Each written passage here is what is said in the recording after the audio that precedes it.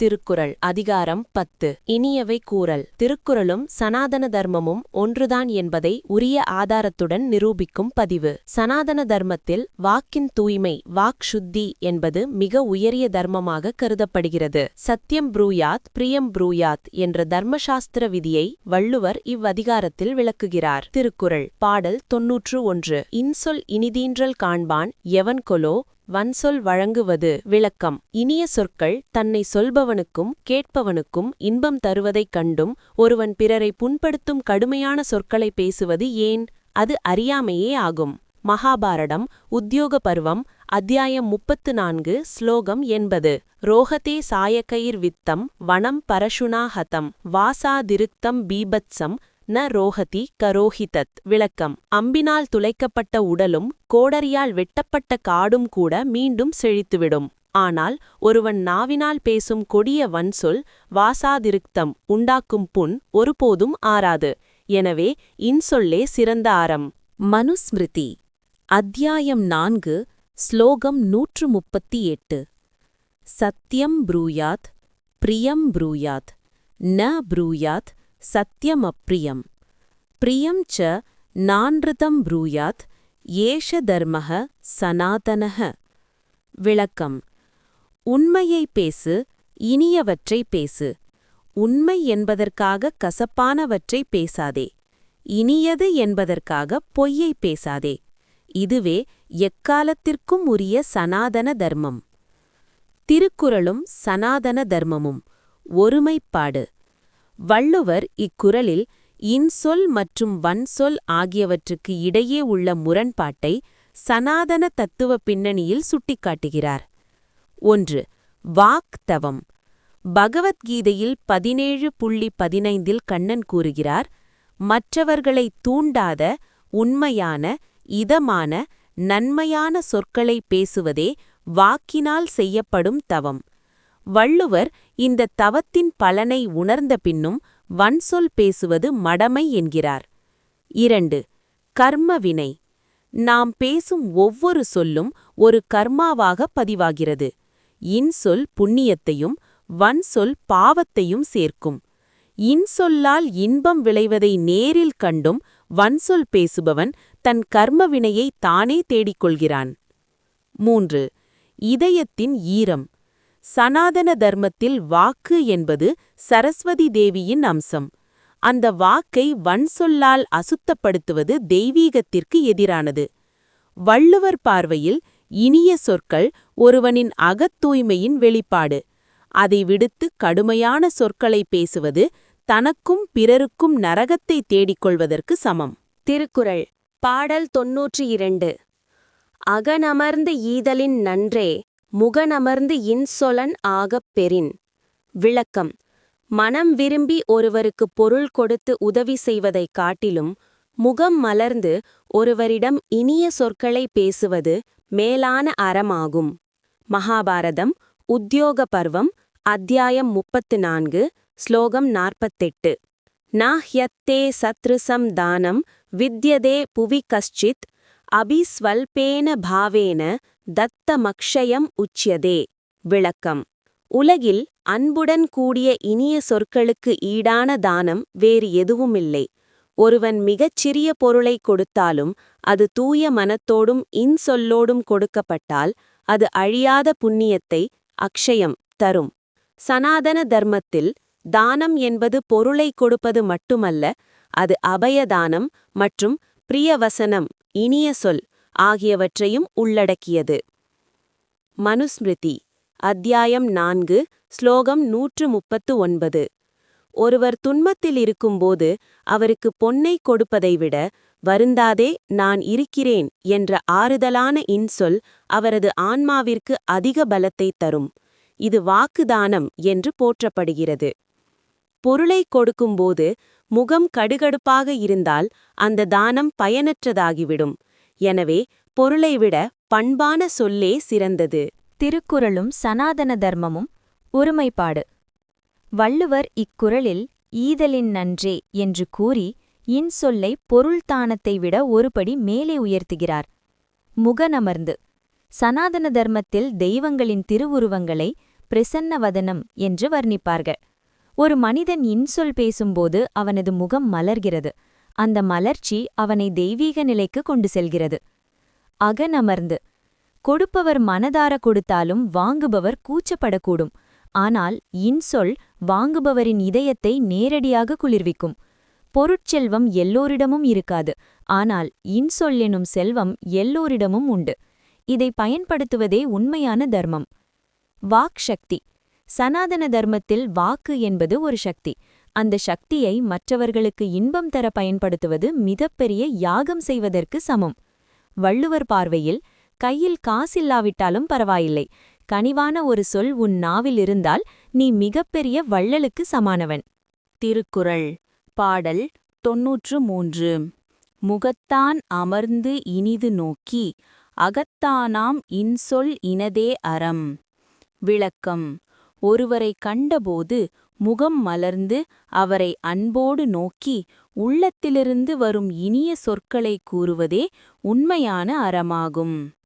மகாபாரதம் உத்யோக பருவம் அத்தியாயம் 34 ஸ்லோகம் 46.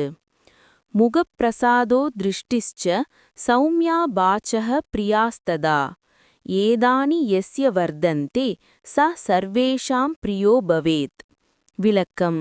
எந்த ஒரு மனிதனிடம் முகமலர்ச்சி, கனிவான பார்வை மற்றும் இனிமையான பேச்சு ஆகிய மூன்றும் இருக்கிறதோ அவன் உலகிலுள்ள அனைவருக்கும் பிரியமானவனாக, அதாவது தெய்வீகத் தன்மை கொண்டவனாக மாறுகிறான். சனாதன தர்மத்தில் பிரசன்ன வதனம் என்பது தியானத்திற்குரிய ஒரு நிலை. ஸ்ரீ விஷ்ணு சஹஸ்ரநாமத்தின் பின்னணி. இறைவனை நாம் வணங்கும்போது பிரசன்ன வதனம் தியாயேத் என்கிறோம். அதாவது எப்போதும் மலர்ந்த முகத்துடன் இருப்பவரை தியானிப்போம் என்பது பொருள். ஒரு மனிதன் இன்சொல் பேசும்போது அவன் இறைவனின் அந்த பிரசன்ன நிலையை எட்டுகிறான். வள்ளுவர் இங்கு 3 நிலைகளே கூறுகிறார். 1. முகம் மலர்ச்சியாக இருக்க வேண்டும். 2. கண் அன்போடு நோக்க வேண்டும். 3. அகம் அதாவது உள்ளம். உள்ளத்திலிருந்து உண்மையான அன்பு கலந்த சொல் வரவேண்டும். திருக்குறளும் சனாதன தர்மமும் ஒருமைப்பாடு. வள்ளுவர் இக்குறளில் அகத்தானாம் இன்சொல் என்ற சொல்லை பயன்படுத்துவது மிக முக்கியமானது. 1. அந்தக்கரண சுத்தி. சனாதன தர்மத்தில் வெறும் உதடளவில் பேசும் சொல் மாயை. உள்ளத்திலிருந்து அதாவது அகத்தான் வரும் சொல்லே சத்தியம். உள்ளத்தில் கசப்பை வைத்துக்கொண்டு வெளியே இனிமையாக பேசுவதை அறம் ஏற்காது. 2. திரிகரண சுத்தி. மனம், வாக்கு, காயம் அதாவது செயல் ஆகிய மூன்றும் ஒன்றாக இருப்பதே அறம். முகம் மலர்வது அதாவது செயல், இனிது நோக்குவது அதாவது பார்வை, இன்சொல் கூறுவது அதாவது வாக்கு, இவை மூன்றும் ஒன்றிணையும்போது அது ஒரு தவமாகவே கருதப்படுகிறது. அறம். பொதுவாக அறம் என்றால் தானம், தர்மம் என்று நினைப்பார்கள். ஆனால் ஒருவரை இன்முகத்துடன் வரவேற்பதே ஒரு பெரிய யக்ஞம் என்கிறது சனாதன தர்மம். வள்ளுவர் பார்வையில் நல்ல முகப்பாவனையுடன் வெளிப்படும் உண்மையான இன்சொல் எந்த கோயில் வழிபாட்டிற்கும் குறையாத ஒரு உன்னத அறமாகும். திருக்குறை பாடல் 94. துன்புறூவும் துவ்வாமை இல்லாகும் யாரொட்டும் இன்புறூவும் இன்சொல் அவர்க்கு. விளக்கம். யாரிடத்திலும் இன்பம் தரும் இனிய சொற்களை பேசுபவர்களுக்கு துன்பத்தைத் தரும் வறுமை, துவ்வாமை என்பது ஒருபோதும் உண்டாகாது. மகாபாரதம் அத்தியாயம் 58 ஸ்லோகம் 23. பிரியவாதி ந தாரித்ரியம் லபதே மானவோ புவி சர்வபூத பிரியோ பூத்வா ச லக்ஷ்மீம் அக்ஷயாம் அஸ்னுதே. விளக்கம். இவ்வுலகில் இனியவற்றை பேசுபவன் வறுமையை அடையமாட்டான். அவன் அனைத்து உயிர்களுக்கும் பிரியமானவனாக மாறி அழிவற்ற செல்வத்தை அடைகிறான். சனாதன தர்மத்தில் வாக்லக்ஷ்மி என்றொரு கருத்துண்டு. அதாவது ஒருவனது நாவில் சரஸ்வதி தேவியும் மகாலட்சுமியும் வாசம் செய்கிறார்கள். விஷ்ணு புராணத்தின் பின்னணி. ஒருவன் மற்றவர்களை நோகாமல் இன்சொல் பேசும்போது அவனிடம் சத்துவகுணம் அதாவது சத்வாகுணா மேலோங்குகிறது. சத்வகுணம் எங்கு இருக்கிறதோ அங்கு லக்ஷ்மி கடாட்சம் நிலைத்திருக்கும். வன்சொல் பேசும் இடத்தில் ஜேஷ்டாதேவி அதாவது மூதேவி குடிபுகுவாள். எனவே இன்சொல் பேசுபவன் ஒருபோதும் செல்வத்திலோ அல்லது மனநிறைவிலோ வறுமையை அடைய மாட்டான். திருக்குறளும் சனாதன தர்மமும் ஒருமைப்பாடு. வள்ளுவர் இக்குறளில் துவ்வாமை இல்லாகும், அதாவது வறுமை இல்லாமல் போகும் என்ற மிகப்பெரிய நற்பலனை இன்சொல்லுக்கு வழங்குகிறார். 1. யாரொட்டும் யுனிவர்சல் லவ், யாரிடத்திலும் என்பது மிக முக்கியமானது. சனாதன தர்மத்தில் சமத்துவம், அதாவது சமநோக்கு போற்றப்படுகிறது. உயர்ந்தவர் தாழ்ந்தவர், நண்பன் எதிரி என்ற பேதமில்லாமல் அனைவரிடமும் இன்சொல் பேசுபவன் இப்பிரபஞ்சத்தின் ஒட்டுமொத்த அன்பை பெறுகிறான். 2. துவ்வாமை வல்னரபிலிட்டி போவர்ட்டி, வறுமை என்பது வெறும் பணமின்மை மட்டுமல்ல, அது ஆதரவற்ற நிலையும் கூட. இன்சொல் பேசுபவனுக்கு உலகம் முழுவதும் நண்பர்கள் இருப்பார்கள். அவனுக்கு தேவைப்படும்போது உதவி செய்ய பல கைகள் நீளும். எனவே அவனுக்கு துன்புறும் துவ்வாமை வராது. கர்மபலன். இன்சொல் பேசுவது ஒரு புண்ணிய கர்மா. அந்த புண்ணியம் அவனை வறுமையிலிருந்து காக்கும் கவசமாக மாறுகிறது. வள்ளுவர் பார்வையில் இனிய சொற்கள் ஒருவனின் வாழ்க்கையில் வறுமை எனும் இருளை விரட்டும் சூரிய ஒளியாகும். திருக்குறள் பாடல் 95. பணிவுடையன் இன்சொலன் ஆதல் ஒருவர்க்கு அணியல்ல மற்றுப் பிற. விளக்கம். ஒருவனுக்கு மிகச்சிறந்த அணிகலன்கள் எவை என்றால் அவன் அடக்கமான பண்பு உடையவனாகவும் இனிய சொற்களை பேசுபவனாகவும் இருப்பதே ஆகும். இவை தவிர உடலில் அணியும் மற்ற நகைகளெல்லாம் உண்மையான அழகை தராது. சாணக்கிய நீதி. சுபாஷித ரத்ன பாண்டாகாரம். ஹஸ்தஸ்ய பூஷணம் தானம் சத்யம் கண்டஸ்ய பூஷணம் ஸ்ரோத்ரஸ்ய பூஷணம் சாஸ்திரம் பூஷணைஹி கிம் பிரயோஜனம். விளக்கம். கைகளுக்கு அழகு தானம் செய்வது, கழுத்திற்கு அழகு உண்மையும் இன்சொல்லும் பேசுவது, காதுகளுக்கு அழகு நல்ல சாஸ்திரங்களை கேட்பது. இவை இருக்கும்போது வேறு தங்க ஆபரணங்களால் பூஷணைஹி என்ன பயன்? சனாதன தர்மத்தில் வினயம் மற்றும் பிரியவாதி இன்சொல் பேசுபவன் ஆகிய இரண்டும் ஒரு மனிதனை தெய்வீக நிலைக்கு உயர்த்தும் பண்புகளாக கருதப்படுகின்றன. ஸ்ரீமத் பகவத்கீதையின் பின்னணி. அத்தியாயம் 16, ஸ்லோகம் 1-3. இறைவன் தெய்வீக குணங்களை தைவீ சம்பத் பட்டியலிடும்போது அதில் அடக்கத்தையும் இன்சொல்லையும் முக்கியமாக குறிப்பிடுகிறார். புற அழகை விட அக அழகே ஆத்மாவிற்கு அணிகலன் என்பது உபநிடதங்களின் சாரம். திருக்குறளும் சனாதன தர்மமும் ஒருமைப்பாடு. வள்ளுவர் இக்குறளில் அணி அல்ல மற்றுப் பிற என்று புற ஆபரணங்களை முற்றிலுமாக தள்ளிவிடுகிறார். 1. பணிவுடையன். சனாதன தர்மத்தில் வித்யா ததாதி வினயம் என்பார்கள். ஒருவன் எவ்வளவு கற்றிருந்தாலும் செல்வம் கொண்டிருந்தாலும் அவனிடம் பணிவு இல்லையென்றால் அவன் அழகற்றவன். பணிவு என்பது ஆத்மாவின் முதிர்ச்சியை காட்டுகிறது. இன்சொலன். பணிவு இருந்தாலும் அதை வெளிப்படுத்த இன்சொல் தேவை. பணிவும் இன்சொல்லும் ஒரு நாணயத்தின் இரு பக்கங்கள் போன்றது. இவை இரண்டும் சேரும்போது அந்த மனிதன் அனைவராலும் விரும்பப்படும் மகாத்மாவாக மாறுகிறான்.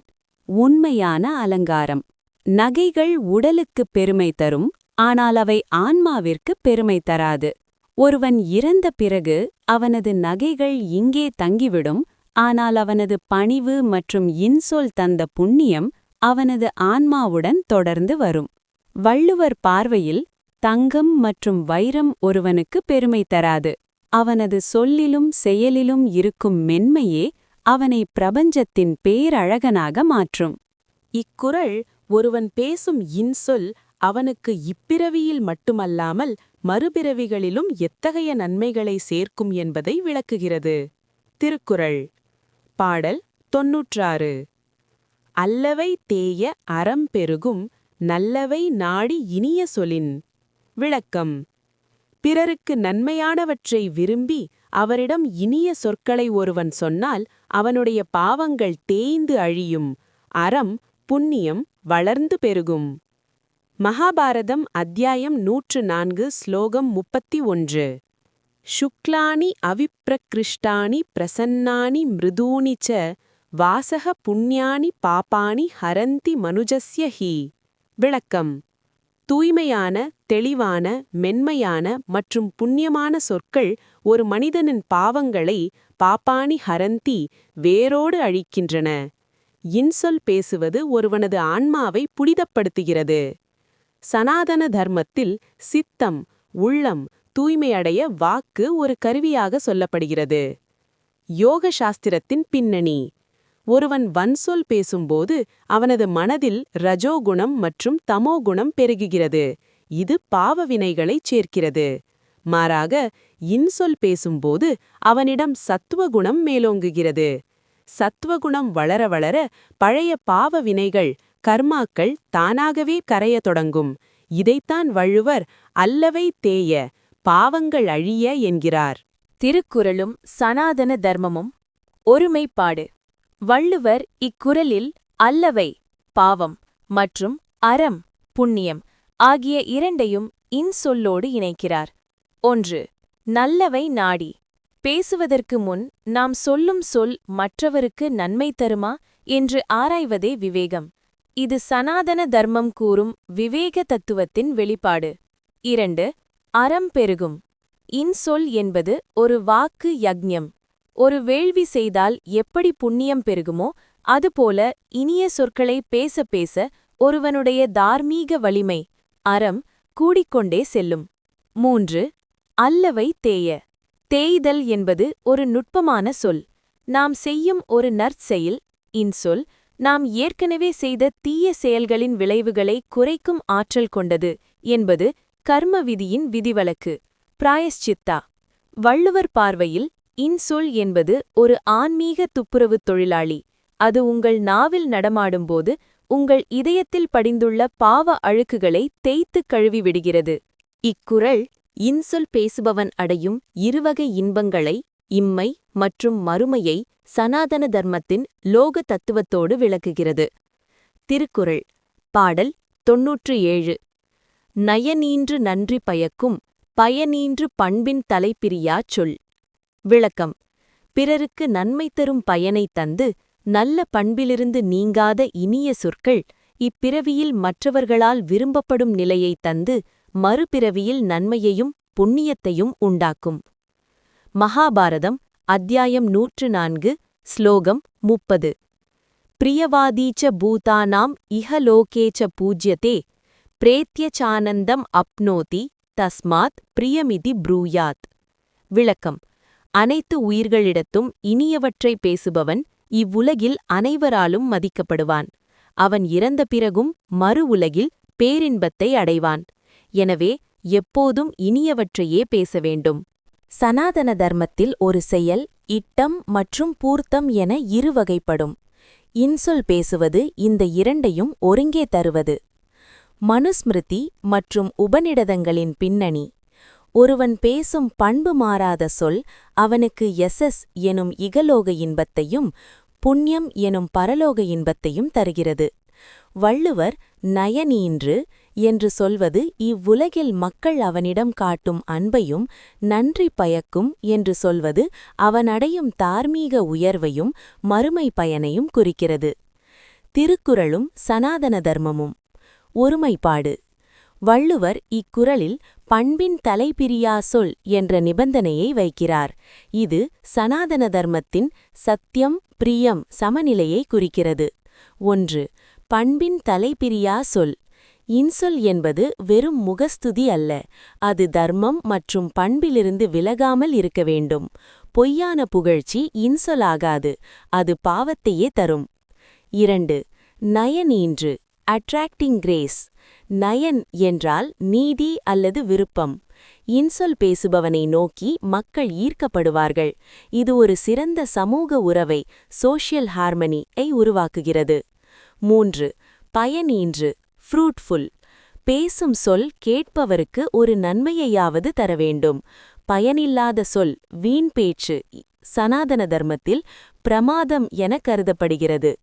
வள்ளுவர் பார்வையில் தர்மத்தின் எல்லைக்குள் நின்று பேசப்படும் ஒரு இனிய சொல் ஒருவனுக்கு இவ்வுலகையும் மறு உலகையும் ஒரு சேர வசப்படுத்திக் கொடுக்கும் திறவுகோலாகும். இக்குறள் இன்சொல் பேசுவது மற்றவர்களுக்கு மட்டுமல்லாமல் பேசுபவனுக்கே எத்தகைய இன்பத்தை தருகிறது என்பதை விளக்குகிறது. திருக்குறள் பாடல் 98. சிறுமையுள் நீங்கிய இன்சொல் மறுமையுமு இம்மையும் இன்பம் தரும். விளக்கம்: பிறருக்கு துன்பம் தரும் சிறுமை பண்பிலிருந்து வன்சொல், பொய், புறங்கூறல் விலகிய இனிய சொற்கள் ஒருவனுக்கு இப்பிறவியிலும் இன்பத்தை தரும், மறுபிறவியிலும் இன்பத்தை தரும். மகாபாரதம் உத்யோக பர்வம் அத்தியாயம் 34 ஸ்லோகம் 72. ஏக தர்மஹ பரம் ஸ்ரேயஹ க்ஷமை கா சாந்திருத்தமா வித்யை கா பரமா திருப்திஹி அஹிம்சை கா சுகாவஹா. விளக்கம்: தர்மம் ஒன்றே மிக உயர்ந்த நலம், பொறுமை ஒன்றே மிகச் சிறந்த அமைதி, அறிவு ஒன்றே மிக உயர்ந்த திருப்தி, அஹிம்சை அதாவது வாக்கினாலும் செயலினாலும் பிறரை நோகடிக்காமை ஒன்றே எப்போதும் இன்பத்தை தருவது. வள்ளுவர் கூறும் சிறுமையுள் நீங்கிய இன்சொல் என்பது இந்த வாக்கு அஹிம்சையே ஆகும். சனாதன தர்மத்தில் ஒரு செயலின் பலன் திருஷ்ட பலன் மற்றும் அதிருஷ்ட பலன் என இரு வகைப்படும். உபநிடதங்களின் பின்னணி: ஒருவன் இன்சொல் பேசும்போது அவனது இரத்த அழுத்தம் சீராகிறது, மனம் அமைதியடைகிறது, எதிரிகளும் நண்பர்களாகிறார்கள். இது இம்மை, அதாவது திருஷ்ட பயன். அந்த நற்செயலால் அவனது ஆத்மா தூய்மையடைந்து மேலுலகப் பேற்றை பெறுகிறது. இது மறுமை, அதாவது அதிருஷ்ட பயன். திருக்குறளும் சனாதன தர்மமும் ஒருமைப்பாடு. வள்ளுவர் இக்குறளில் சிறுமையுள் நீங்கிய என்ற அடைமொழியை பயன்படுத்துவது மிக முக்கியமானது. 1. சிறுமை நீங்குதல், பியூரிட்டி ஃப்ரம் சின். வன்சொல், பொய், பயனில்லாத சொல் போன்றவை சிறுமை, அதாவது குறுகிய புத்தி எனப்படும். சனாதன தர்மம் கூறும் சத்துவ குணம் மேலோங்கும்போது இத்தகைய சிறுமைகள் விலகுகின்றன. 2. இம்மையும் இன்பம். இன்சொல் பேசுபவனை உலகம் போற்றும், அவனுக்கு பகைவர் இருக்க மாட்டார்கள், மன நிம்மதி கிட்டும். இதுவே இப்பிறவியில் அவன் காணும் பலன். 3. மறுமையும் இன்பம். சனாதன தர்மத்தின் கர்ம விதியின்படி பிறருள்ளம் குளிரப் பேசுவது பிரீத்தி எனும் புண்ணியத்தை தரும். அந்த புண்ணியம் அவனை மறுமையில் நற்கதியில் சேர்க்கும். வள்ளுவர் பார்வையில் இன்சொல் என்பது ஒரு இரட்டை பலன் கொண்ட முதலீடு. அது உங்கள் இன்றைய வாழ்வை அழகாக்குவதோடு நாளைக்கான, அதாவது மறுமைக்கான சேமிப்பாகவும் மாறுகிறது. இன்சொல் தரும் நன்மைகளை அறிந்தும் ஒருவன் ஏன் வன்சொல் பேசுகிறான் என்று வியப்பை சனாதன தர்மத்தின் விவேக டிஸ்கிரிமினேஷன் தத்துவத்தோடு முன்வைக்கிறது. திருக்குறள் பாடல் 99. இன்சொல் இனிதீன்றல் காண்பான் எவன்கொலோ வன்சொல் வழங்குவது. விளக்கம்: இனிய சொற்கள் தன்னை சொல்பவனுக்கும் கேட்பவனுக்கும் இன்பம் தருவதை நேரடியாகக் கண்டும் ஒருவன் பயனில்லாத வன்சொற்களை பேசுவது எதனால்? அதாவது இன்பம் தரும் மருந்து கையில் இருக்க ஒருவன் ஏன் துன்பம் தரும் நஞ்சை உட்கொள்கிறான் என்பது வள்ளுவரின் கேள்வி. மகாபாரதம் உத்யோக பர்வம் அத்தியாயம் 34 ஸ்லோகம் 68. மிருதுனா தாருணம் ஹந்தி மிருதுனா ஹந்தி அதாருணம் நாசாத்யம் மிருதுனா கிஞ்சித் தஸ்மாத் தீக்ஷ்ணதரம் மிருதுஹு. விளக்கம்: மென்மையான சொல் மிருது, கடினமானவர்களையும் வெல்லும், மென்மையானவர்களையும் வெல்லும். மென்மையான சொல்லால் சாதிக்க முடியாதது உலகில் எதுவுமே இல்லை. எனவே கடுமையை விட மென்மையே அதிக வலிமை கொண்டது.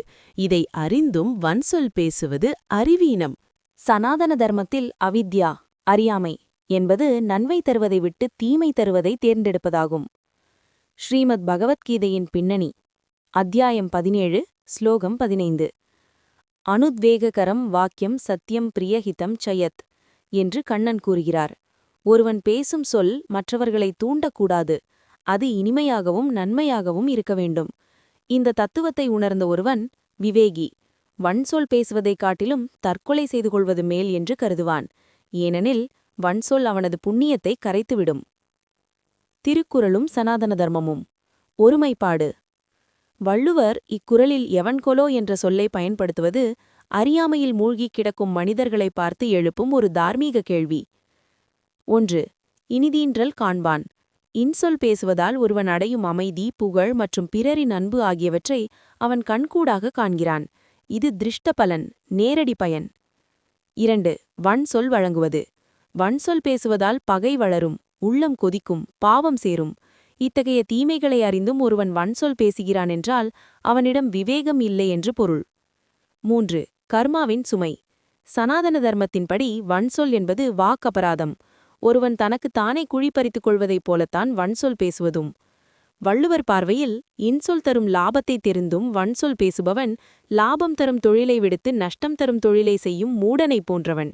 திருக்குறள் பாடல் 100. இனிய உளவாக இன்னாத கூறல் கனி இருப்பக் காய் தின்றற்று. விளக்கம். இன்பம் தரும் இனிய சொற்கள் பல இருக்கும்போது அவற்றை விடுத்து துன்பம் தரும் வன் சொற்களை பேசுவது, இனிமையான பழங்கள் மரத்தில் இருக்கும்போது அவற்றை உண்ணாமல் கசப்பான காய்களை பறித்து தின்பதைப் போன்றதாகும். மகாபாரதம் அத்தியாயம் 199 ஸ்லோகம் 68. ய சத்ய மதுரம் வாக்கியம் த்யக்த்வா பருஷம் உச்யதே பலம் த்யக்த்வா சமூடஸ்து பிபத்யபி விஷம் யதா. விளக்கம். யார் ஒருவன் உண்மையான இனிமையான வார்த்தைகளை விட்டுவிட்டு கடுமையான சொற்களை பேசுகிறானோ அந்த மூடன் சுவையான பழத்தை, பலம், எரிந்துவிட்டு விஷத்தை குடிப்பதற்கு சமமான செயலை செய்கிறான். சனாதன தர்மத்தில் ரசம் என்பது பரம்பொருளின் ஒரு வடிவம். ரசோ வை சஹ என்று உபநிடதம் கூறுகிறது. சுபாஷிதங்களின் பின்னணி. நாக்கு என்பது சுவைக்கும் உறுப்பு மட்டுமல்ல, அது சுவையான சொற்களை வெளிப்படுத்தும் உறுப்பும் கூட. கனி, பழம், இது இன்சொல். இது சத்துவ குணத்தின் வெளிப்பாடு. இது எளிதில் செரிக்கும், மனதிற்கு இதம் தரும், வலிமை தரும். காய், வன்சொல். இது ரஜோ அல்லது தமோ குணத்தின் வெளிப்பாடு. இது கசக்கும், வயிற்றை கெடுக்கும், மனதை காயப்படுத்தும். கையில் இருக்கும் விவேகத்தை பயன்படுத்தி சிறந்ததை தேர்ந்தெடுப்பதே தர்மம். திருக்குறளும் சனாதன தர்மமும். ஒருமைப்பாடு. வள்ளுவர் இக்குறளில் கனி மற்றும் காய் என்ற உவமையின் மூலம் மனிதனின் அறியாமையை சுட்டிக்காட்டுகிறார். 1. இனிய உளவாக. உலகில் பேசுவதற்கு எவ்வளவோ நல்ல விஷயங்கள் உள்ளன. ஒருவரை வாழ்த்தலாம், புகழலாம், ஆறுதல் சொல்லலாம். இவ்வளவு வாய்ப்புகள் இருந்தும் ஒருவன் வன்சொல்லை தேடிப்போவது அவனது இயல்பின் தாழ்மையை காட்டுகிறது. 2. காய் தின்றற்று. காயை தின்றால் நாக்கு வேகும், வயிறு வலிக்கும். அதுபோல வன்சொல் பேசினால் பேசுபவனுக்கும் கேட்பதனுக்கும் மன உளைச்சல் ஏற்படும். சனாதன பார்வையில் வன்சொல் என்பது அமங்கலம். 3. சுய தேடல். சனாதன தர்மம் உனக்கு எது இன்பமோ அதையே பிறருக்கும் செய் என்கிறது. உனக்கு யாரும் வன்சொல் பேசுவது பிடிக்காது எனும்போது நீ மட்டும் ஏன் பிறருக்கு வன்சொல் எனும் காயை தருகிறாய் என்பதே கேள்வி. வள்ளுவர் இந்த அதிகாரத்தை ஒரு அழகான எச்சரிக்கையுடன் முடிக்கிறார். உன் நாக்கு ஒரு தோட்டம் போன்றது. அதில் கனிகளை அறுவடை செய்வதும் காய்களை தின்று வருந்துவதும் உன் கைகளில்தான் உள்ளது. இதன் மூலம் இனியவை கூறல் அதிகாரம் நிறைவு பெற்றது. AI உதவியுடன் தொகுத்து வழங்குவது சுவாமி வித்யானந்தா, கன்னியாகுமரி. வாட்ஸ்அப் தொடர்புக்கு 97 89 37 41 09.